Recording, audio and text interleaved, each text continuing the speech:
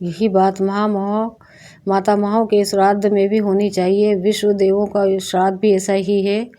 कुछ लोगों का ऐसा मत है कि पितरों और माता महों के विश्वदेव कर्म पृथक पृथक हैं। देव श्राद्ध में ब्राह्मणों को पूर्वाभिमुख और पितृ श्राद्ध में उत्तराभिमुख बिठाना चाहिए।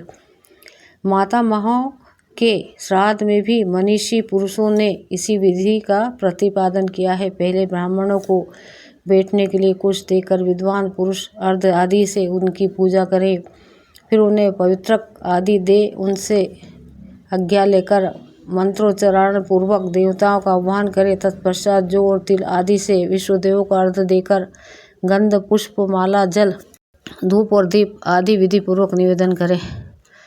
पितरों के लिए यह सारी वस्तुएं अपसव्य होकर प्रस्तुत करनी चाहिए। पितृ श्राद्ध में बैठे हुए ब्राह्मणों को आसन के लिए द्विगुण भुग्न दोहरे मुड़े हुए कुश देकर उनकी आज्ञा ले विद्वान पुरुष मंत्रोच्चारण पूर्वक पितरों का आह्वान करें और अपसव्य होकर पितरों की प्रसन्नता के लिए तत्पर हो उन्हें अर्घ निवेदन करें।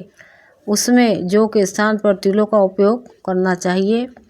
तदनंतर ब्राह्मणों को आज्ञा देने पर अग्नि कार्य करें। नमक और व्यंजन से रहित अन्न देकर विधिपूर्वक अग्नि में आहुति दें।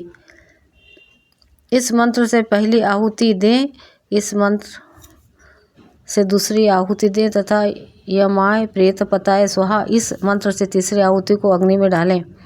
आहुति से बचे हुए अन्न को ब्राह्मणों के पात्र में परोसें, फिर पात्र में हाथ का सहारा दें, विधि पूर्वक कुछ और अन्न डालें एवं कोमल वचनों से प्रार्थना करें कि अब आप लोग सुख से भोजन कीजिए। फिर उन ब्राह्मणों को चाहिए कि वे एकाग्रचित्त होकर एवं मौन होकर सुखपूर्वक भोजन करें।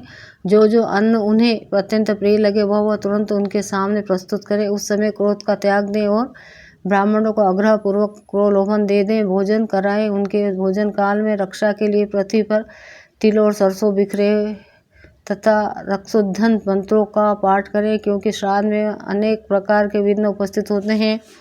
जब ब्राह्मण लोग पूर्ण भोजन कर लें तो पूछे कि आप लोग भली भांति तृप्त हो गए।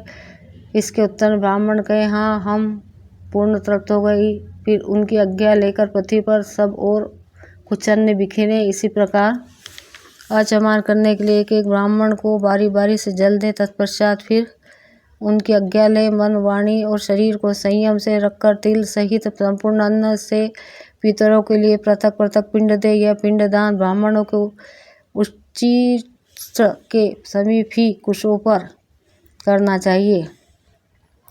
फिर पितृ तीर्थ से उन्हें पिंडों पर एकाग्रचित्त से जल दें। इसी प्रकार माता महा आदि के लिए भी विधि पूर्वक पिंडदान देकर गंध माला आदि के साथ आचमन के लिए जल दें। अंत में यथाशक्ति दक्षिणा देकर ब्राह्मणों से कहे सुस्वाधा अस्तु।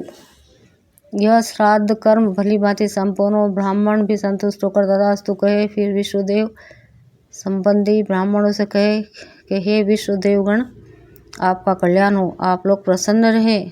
तब ब्राह्मण लोग तथास्तु कहे। इसके बाद उनसे आशीर्वाद की याचना करे और फिर वचन कहते हुए भक्तिपूर्वक प्रणाम करके उन्हें विदा दे। दरवाजे तक उन्हें पहुंचाने के लिए पीछे पीछे जाए और उनकी आज्ञा लेकर लौटे। तदनंतर नित्य क्रिया करे और अतिथियों का भोजन कराए। किन्हीं किन्हीं श्रेष्ठ पुरुषों का विचार है कि यह नित्य कर्म ही पितरों के ही उद्देश्य होता है। दूसरे लोग ऐसा कहते हैं कि इससे पितरों का कोई संबंध नहीं है, शेष कार्य पूर्ववत करे। किन्हीं का मत है कि पितरों के लिए पृथक पाक बनाकर श्राद्ध करना चाहिए। कुछ लोगों का विचार है ऐसा नहीं करना चाहिए। इसके बाद यजमान अपने भृत्य आदि के साथ अविशिष्ट अन्न भोजन करे। धर्मज्ञ पुरुष को इसी प्रकार एकाग्रचित्त होकर पितरों का श्राद्ध करना चाहिए और जिस प्रकार ब्राह्मणों का संतोष हो वैसी चेष्टा करनी चाहिए। श्राद्ध में देविक दोहित्र पुत्री का पुत्र कुतप दिन के 15 भागों से 8वां भाग और तिल, ये 3 अत्यंत पवित्र माने गए हैं। श्राद्ध में आए ब्राह्मणों को 3 बातें छोड़ देनी चाहिए: क्रोध, मार्ग का चलना और उतावली।